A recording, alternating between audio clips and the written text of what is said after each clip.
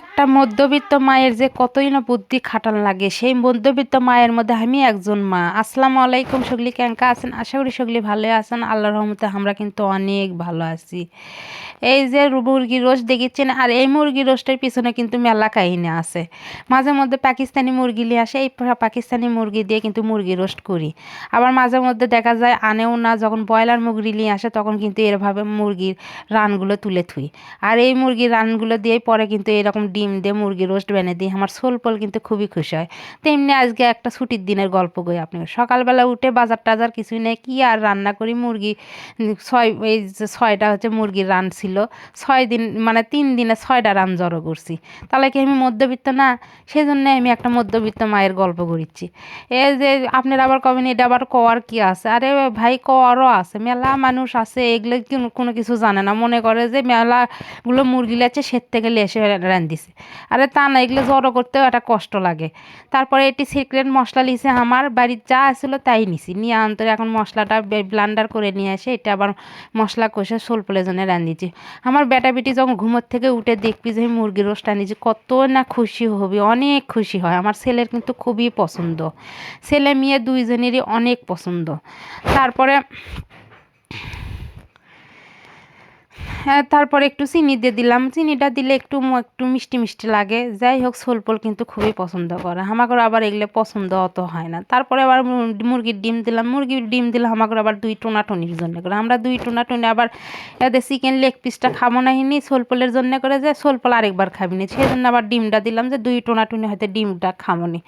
এই যে আমাকে মধ্যবিত্ত মা ও বাপের এগুলোই গল্প। আর এই গল্প করতে কিন্তু আমার একদমই লাগিচ্ছে না, আমার কিন্তু অনেক ভালো লাগিচ্ছে আপনাদের সাথে শেয়ার করবে পাই। আর আপনারা কিন্তু অবশ্যই কিন্তু আমি বগুড়ার বিটি চল আমার ভিডিওগুলো বেশি বেশি করে লাইক কমেন্ট শেয়ার করবেন, আর অবশ্যই কিন্তু পাশে থাকবেন, পেজটিকে কিন্তু ফলো করে দিবেন। আর আপনারা কিন্তু ইউটিউব চ্যানেলটা ঘুরে আসতে পারেন। তারপরে দুধ দিয়ে দিলাম, দুধ দিয়ে এখন খুব সুন্দর করে লো হাসে রেখে কিন্তু এখন কি সুন্দর করে রান্নাটা করে নেব। আর এই রান্নাটা করতে আমার এতই মনোযোগ লাগে না, মনোযোগ দিয়ে রান্না করি, যে ভালো মন্দ রান্ধিবে গেলে না বেশি করে মনোযোগই দিই, যে ভালো মন্দ জিনিস আবার যেন নষ্ট না হয়, খাইয়ে যেন তৃপ্তি পাই, বাচ্চা কাচ্চা যেন বলে যে আম্মু মজা হচ্ছে। যখন বাচ্চা কাচ্চা খুশি হয়ে খাইবি তখন কিন্তু নিজেকে অনেক ভালো লাগে। আমার সোলপল যখন খায় আর বলে যে আম্মু এটা হচ্ছে ওটা হচ্ছে, তখন কিন্তু এত ভালো লাগে যে আবার পরের দিন করে দেবো নে বাবা। যাই হোক, এলে আমার মধ্যবিত্ত মায়া করে গল্প। আর এগুলোর মধ্যে কিন্তু অনেক মজা আছে, এভাবে জীবনযাপন করার মধ্যে কিন্তু অনেক মজা আছে, আমি তো অনেক মজা পাই। যাই হোক, আপনারা দোয়া করবেন এভাবে যেন জীবনটা কেটে যায়, বাচ্চা কাচ্চা মানুষ করে, বাচ্চা কাচ্চা খাওয়ায়, সংসারের মানুষ যখন খুশি থাকবি তখন কিন্তু নিজে কিন্তু অনেক ভালো লাগে। আমি যখন রান্নাবাড়ি করি, আমার স্বামী আমার বাচ্চা কাচ্চা যখন খায় বলে যে সুন্দর হচ্ছে, ভালো হচ্ছে, মজা হচ্ছে, তখন কিন্তু আমার কিন্তু অনেক ভালো লাগে। আর যখন খাইয়ে দিয়ে উঠে চলে যাবি, মজা হয়নি কি এটা হয়নি ওটা হয়নি, তখন কিন্তু রান্নার ইন্টারেস্টটাই কিন্তু কমে যাবে।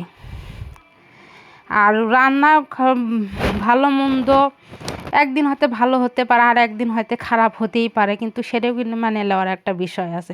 যাই হোক, রান্নাবাড়ি আমার এটি কমপ্লিট। তারপরে দেখুন, সবাই ভালো থাকে।